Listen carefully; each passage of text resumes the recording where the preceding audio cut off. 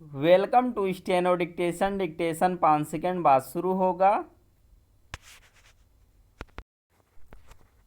Start. पिछले कुछ दिनों से जम्मू कश्मीर में आतंकी जिस तरह सक्रिय होते दिख रहे हैं वह चिंताजनक है।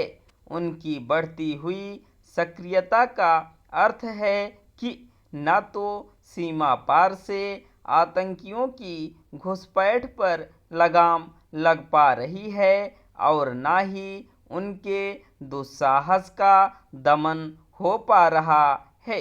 यह ठीक है कि बीते दिनों कुलगाम में 2 मुठभेड़ों में 6 आतंकी मारे गए, लेकिन हम इसकी अनदेखी नहीं कर सकते कि इस दौरान हमारे 2 जवान बलिदान हुए।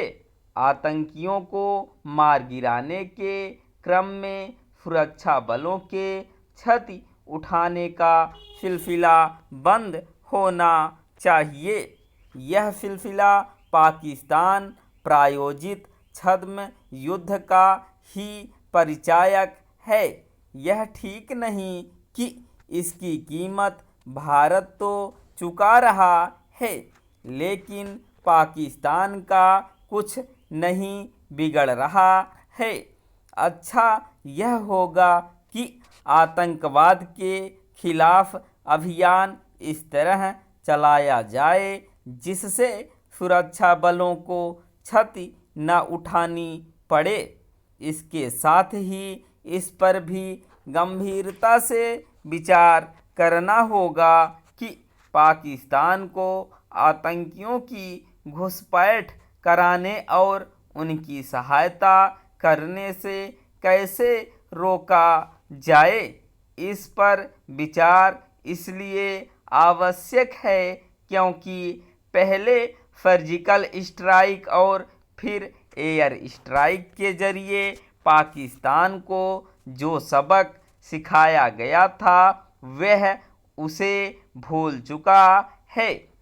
पाकिस्तान को नए सिरे से सबक सिखाना इसलिए ज़रूरी है क्योंकि उसकी ओर से प्रायोजित आतंकवाद के चलते जम्मू कश्मीर में आम नागरिकों के साथ साथ सुरक्षा बल के जवान भी निशाना बन रहे हैं। भारत सरकार को यह समझना ही होगा कि पाकिस्तान जब तक जम्मू कश्मीर में आतंकियों की घुसपैठ कराने और उन्हें हथियार उपलब्ध कराने में समर्थ बना रहेगा तब तक आतंकवाद पर नियंत्रण नहीं पाया जा सकता।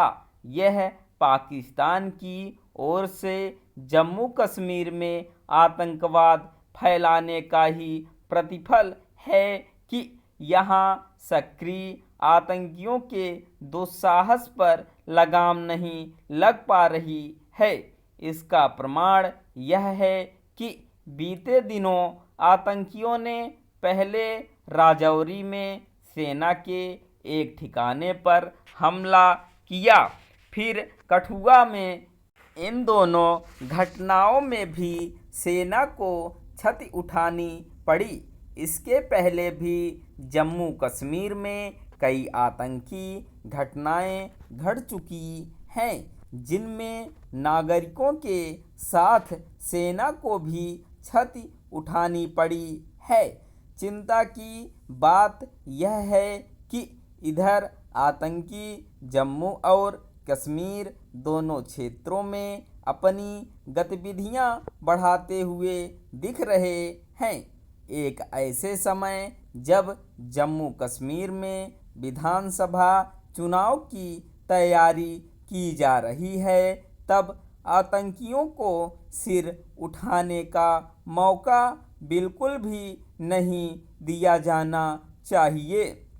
इसमें सफलता तभी मिलेगी जब एक ओर जहां जम्मू कश्मीर में अलगाव और आतंक के खुले छिपे समर्थकों के खिलाफ कड़ाई बरती जाएगी वहीं दूसरी ओर पाकिस्तान को भी यह सीधा संदेश दिया जाएगा कि वह आतंकवाद को बढ़ावा देकर चैन से नहीं रह सकता।